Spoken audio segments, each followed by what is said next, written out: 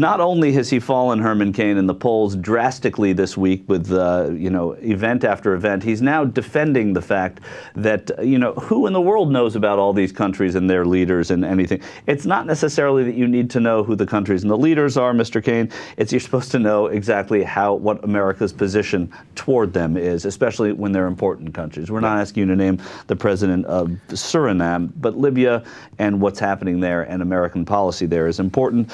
But, he is skipping right through that. He's saying it doesn't matter. I know everything.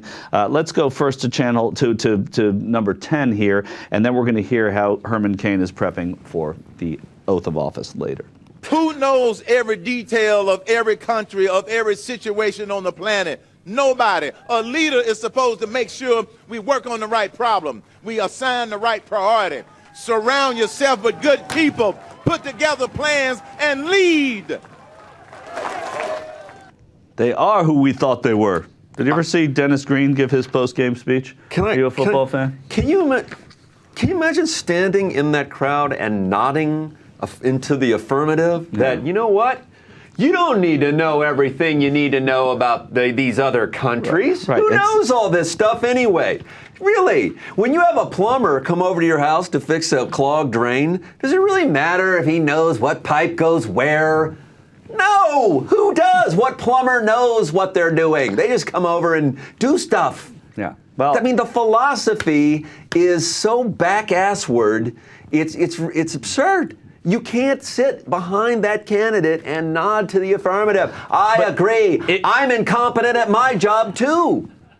I have no idea what I do when I go to work. Who does? A very successul tactic for our last president who had no idea what he did when he got to work. So that's,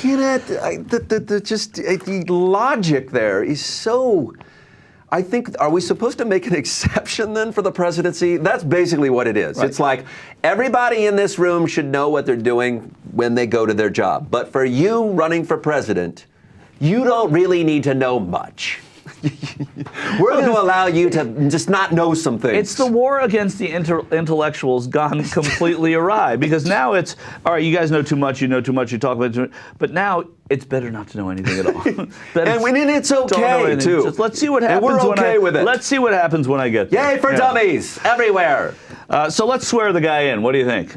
Let me get some tissue. Okay, yeah, you might need it for this clip. This is, and I want to warn you, if you're watching at home, clip number 9, this is Herman Cain imagining what it would be like to be president, and that's all he'll get to do is imagine. We also saw a different side of the often brash candidate when he started talking about his faith, his wife, and what her role would be during his inauguration. Almost can't say it. Almost can't say it. Holding the Bible when I'm sworn in. Emotional, huh? It was a rare moment of vulnerability from Cain, who later explained the rigors and scrutiny of the campaign, which has included allegations of sexual harassment, has been personally tough on those around him. It's great because, you had Rosalind Carter with mental retardation, Nancy Reagan, the war on drugs, Laura Bush with literacy, and she's going to hold the Bible. Her role as first base. The implication is she's done right after that. It's like, thanks so much, honey. That's it, yep. See you later. And then, of course, she's done. And we go right to sexual harassment allegations. The reporter who's trying to tell a Lifetime movie here, that it was a rare moment of vulnerability for this candidate. Yeah. And it just shows, it's a little crazy. Well, it is a little crazy. I mean, if you want to call that vulnerability, that's fine. You saw a soft, but it was a continuing moment of weirdness. It was like the weird Rick Perry moment.